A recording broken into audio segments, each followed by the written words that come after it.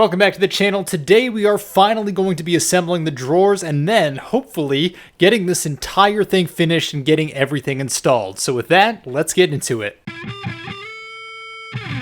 Starting out today, what we're going to do is practice on the ugliest drawer that is going to be in the location that we see the least. So this drawer is going to be the one in the back corner of the room. It is the one that I am personally going to use the least often. So I already know I have one drawer bottom that's ugly. It's the one that I chipped out when we were sanding a few episodes ago. Now I'm going through the sides of the drawers to see if there's any set that I have that's uglier than the rest. That's going to go on this drawer. So that way, if we happen to make a mistake and we happen to need to start over, I don't feel as bad about it, because if we screw up on the ugly set, well, you know, it's not really going to be a huge deal. You might recall from a few episodes ago that I talked about the bottom plywood piece being a little bit bowed. So if you look here into some real time for our final dry fit, you'll see that there's no gap between the channel and the bottom piece here in the center, but at the edges of this bottom piece, there is a little bit of gap in the channel, which tells us that the center is a little bit higher than the outside edges. Now, my initial inclination was to just hold this thing flat while I put tack nails in around the edge. But when you think about it, those nails aren't going to go any farther in than about an inch, and this is about an 18-inch wide bowed piece. So really, you're not going to ever provide enough support with that long term to hold it in that position anyway. So however much it's bowed at this point, you're pretty much going to have to live with it at this phase. Beyond that, if you're pressing down hard while shooting nails into the side, first of all, you're going to risk shooting yourself in the hand, which isn't exactly pleasant. And second, you're going to risk putting too much force into those sideboards with the channels in them. And because the channel is cut more thin in that area, and because you're putting all the force through that area, there is a chance you will crack the sideboards if you're not being careful. So for that reason, it might sound tempting to try to push this thing flat and then tack it in place. It's not going to work, and you're going to risk hurting yourself or damaging the product. With all that said, we are now ready to go into the final assembly here. So I started by covering all those dowel pins with wood glue. Those are going to hold the corners together. And I didn't do it on the first one. Again, this was my test piece, but what I would recommend doing is pushing it out a little bit past the surface. And then after you put everything together, you're going to have to hammer them down a little bit to be flush again. But at the same time, you're going to be pressing that entire board into place as well. So it kind of works out a little easier that way. And I also think it gave a better fitment at the end. Now, the first one I was putting together, I put glue in the channel, then I put the plywood in, and then I put the two side pieces on. But what I also found easier was glue the side pieces to the one end board first, fill all the channels with wood glue at once, and then just slide the entire plywood piece in, then put your final piece on the other side at the end. To be honest, it's really up to you for which method that you find easier or more efficient, but for me, I found that to be the easiest, so I figured I'd share that with you guys. Once all four sides are assembled, I'm clamping everything together in the direction that those dowel pins go, so that way if there is any extra slack, we're trying to get rid of that with the clamping force. But as I've said repeatedly throughout the series, the clamps themselves, if you have too much pressure directly on your product,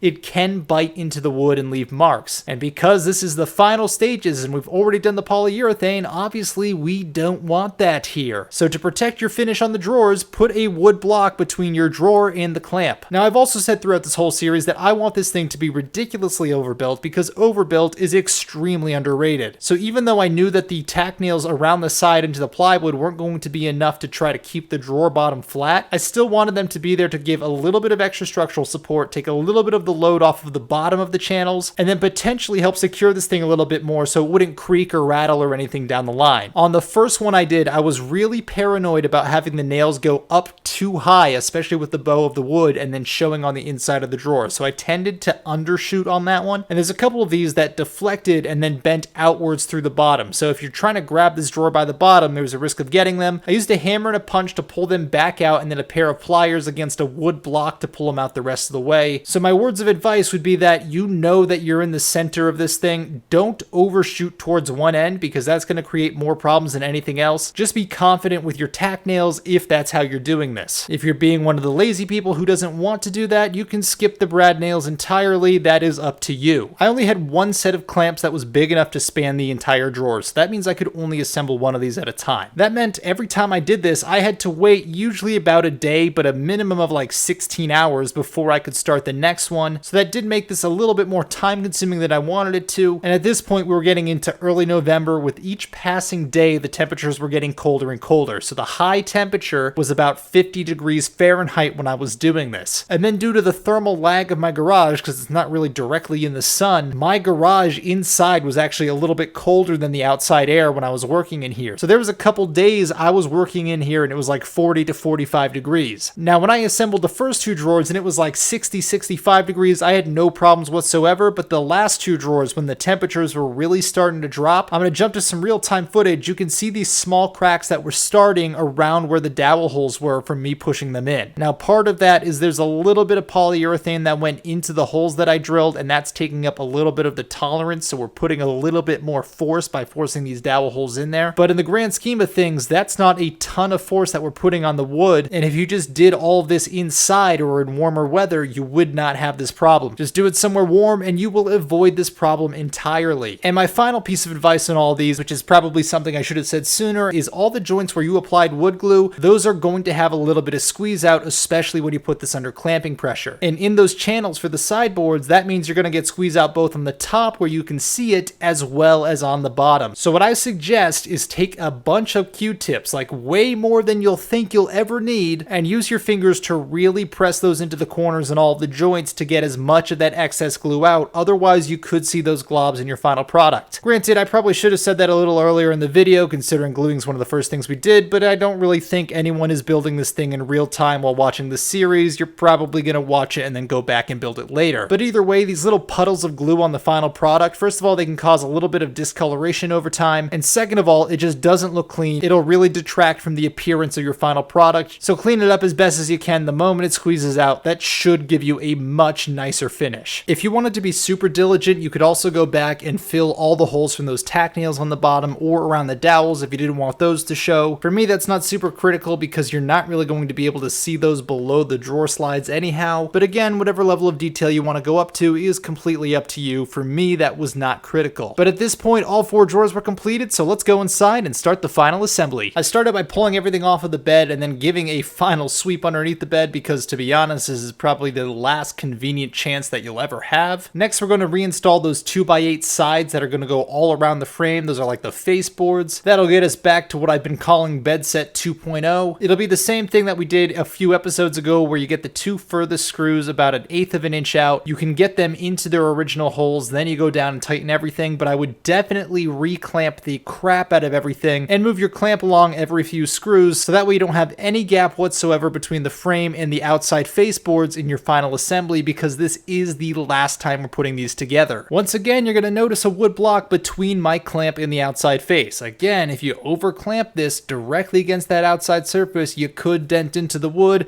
That is the last thing you want at this stage of the project. Once all four of those sideboards are refit, the next step is to dry fit those drawer faces into the bottom. So this made me a little bit nervous because I hadn't done this after the polyurethane was in place, but fortunately I trimmed enough off of these things earlier so that I left myself just enough room. The fitment came out really good. I was really happy with it, except for one part. If you look at this one side of the bed, jumping to some real time here, you can see the bottom corner, and only the bottom corner, was snagging just a little bit from this corner getting sucked in. I don't know if that was from warpage or humidity or what, but it was just enough that this thing was squeezing on that one part and it wanted to rotate around that, so I knew I needed a little bit of extra clearance. But what I ended up doing is that I just put a shim between the leg of the bed and between the face board at the foot of the bed to give myself a little bit of extra space in the wiggle room I needed. Now, I'm not going to do this until we have the drawer and the drawer face fully installed, because that way we know exactly how much the gap needs to be increased by on the final product. But just know that if you're snagging at this point with the dry fit, you are going to have to shim it. Now, if you don't want to use a shim and you're like, oh, I think that's going to look ugly, well, two things. First is your other option is to trim down the board, then restain and repolyurethane it, which is not pleasant. And for me, because again, this was in November,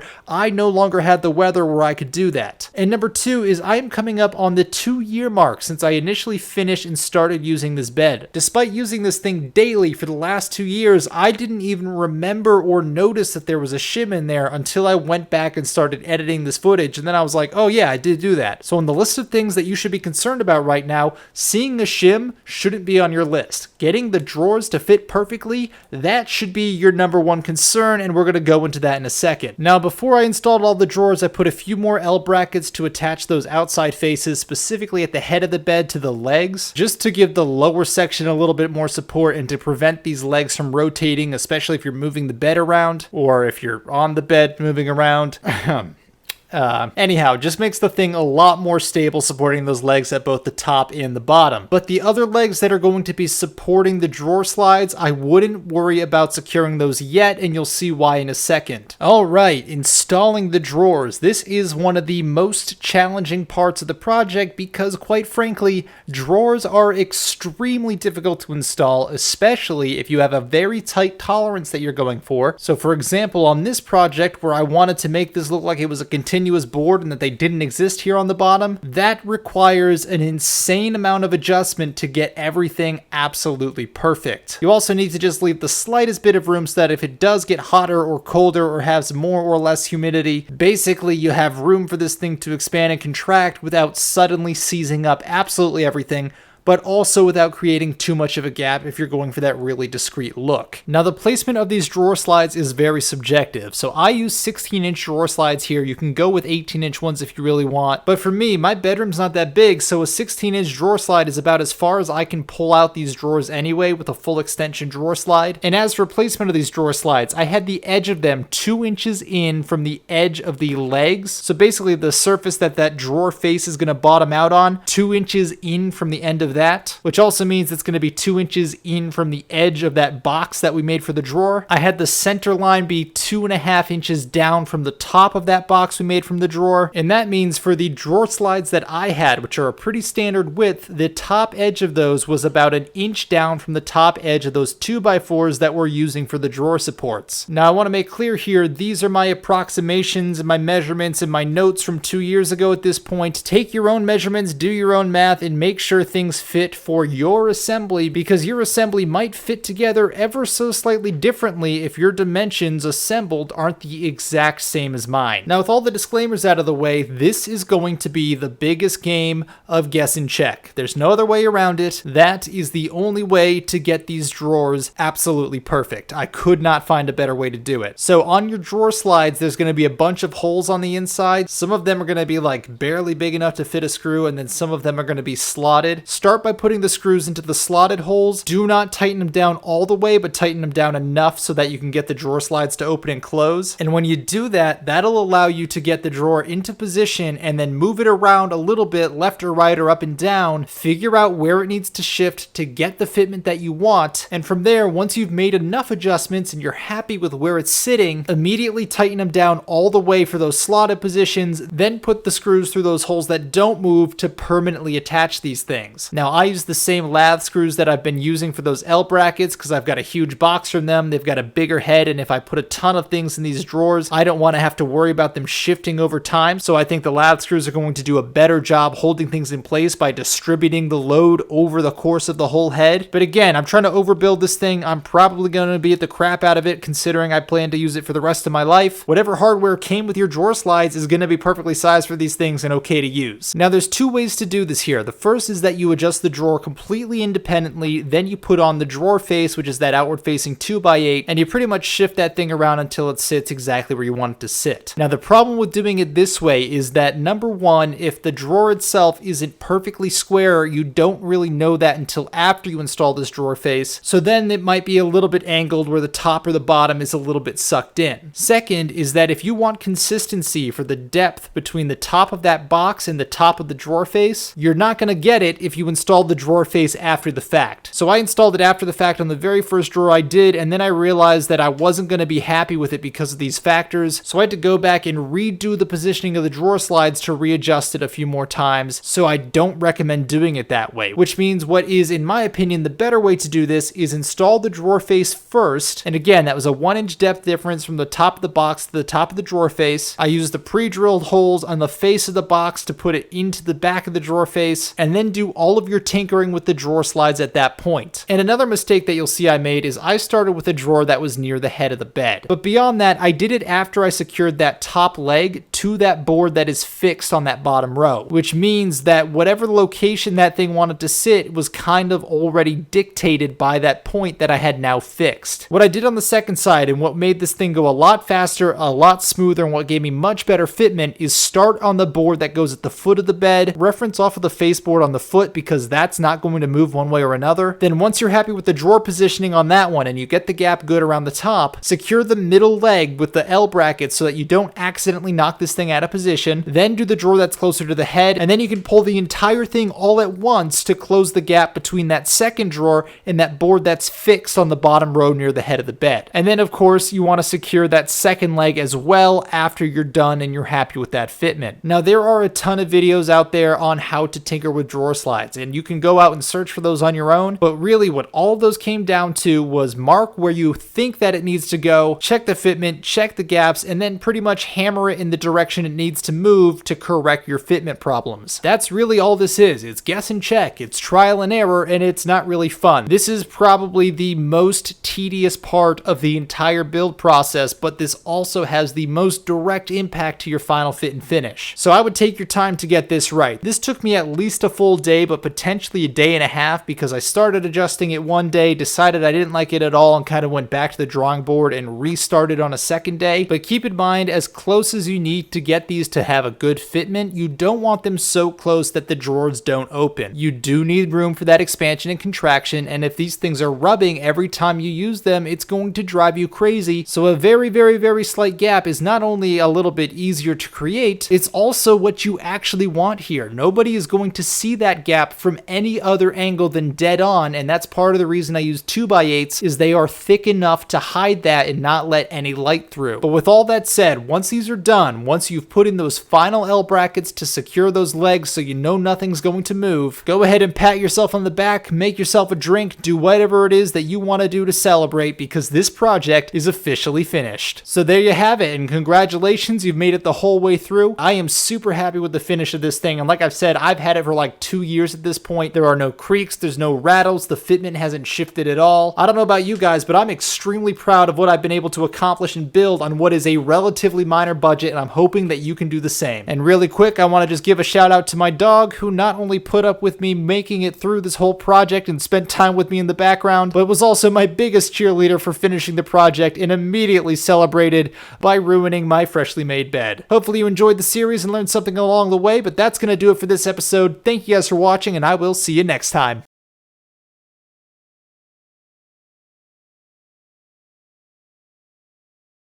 This is actually weird. I don't know what to do with myself now.